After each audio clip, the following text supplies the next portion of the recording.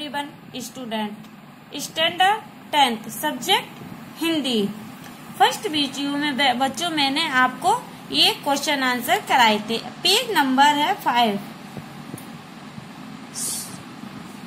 सूचना अनुसार उत्तर लिखिए। नेक्स्ट समानार्थी शब्द दीजिए। बच्चों समानार्थी शब्द क्या है? जिन शब्दों के अर्थ सेम हैं, जिन शब्दों के अर्थ सेम होते हैं उनको हम समानार्थी शब्द कहते हैं, जैसे दीनता और वाटिका। बच्चों हमें इनके समानार्थी शब्द लिखने हैं।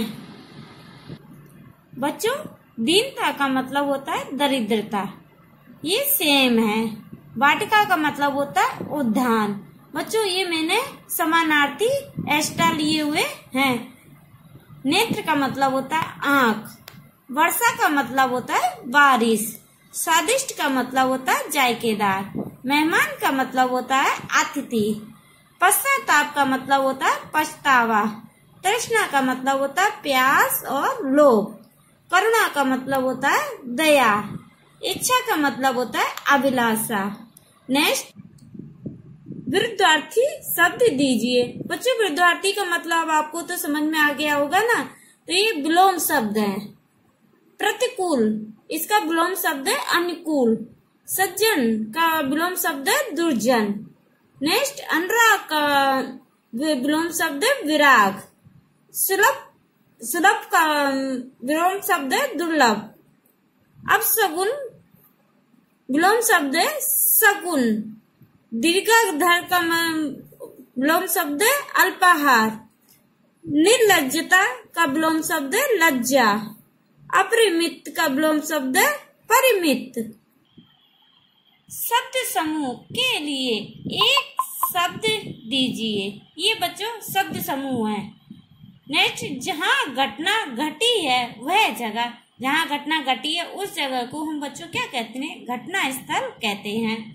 जीभ का स्वाद, उसको हम क्या कहते हैं? रसा स्वाद। नेक्स्ट भूख से आतुर, क्षुधा तुर। धीरज से परीक्षा लेने वाली, उसको हम क्या कहते हैं? लाडला।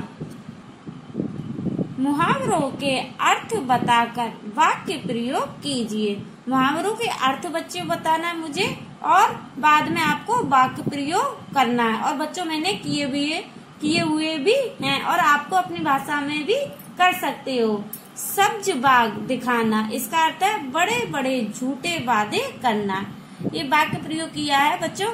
लोगों को उगने वाले धूर्त पहले उन्हें तरह तरह के सब्ज बाग दिखाते हैं। बच्चों देखो ये सब्ज बाग दिखाना आ गया है हमारे इसमें वाक्य प्रयोग में।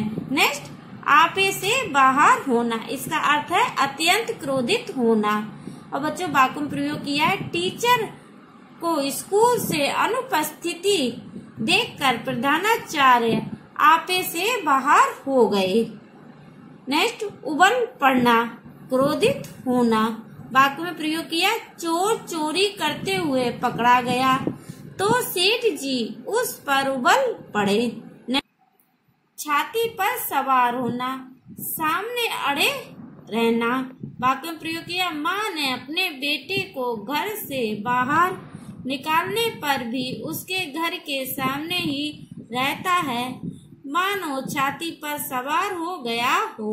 नाक कटवाना, इज्जत खोना। वाक्य में प्रयोग किया उसने अपने घर में चोरी करके नाक कटवा ली।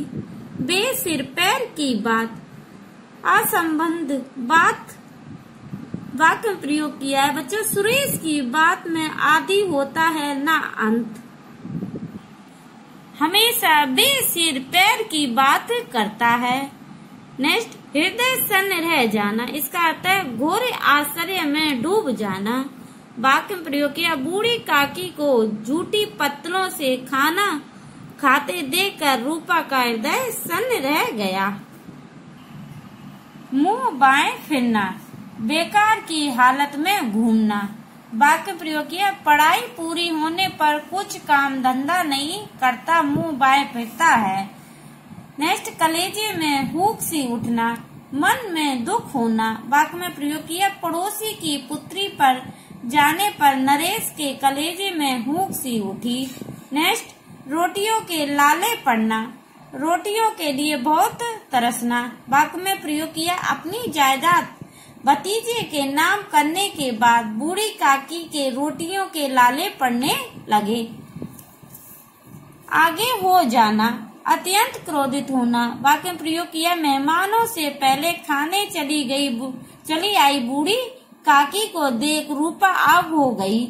जवाब दे चुकना, छोड़ देना। वाक्य में प्रयोग किया है बूढ़ी काकी की उम्र के हिसाब से उसके हाथ पैर जवाब दे चुके थे।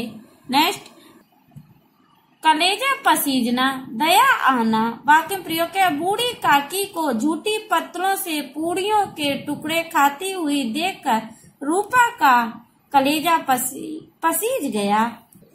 संधि विच्छेद दीजिए, संधि विच्छेद कीजिए। संधि विच्छेद में हमें किसी एक शब्द को दो भागों में बांटना होता है।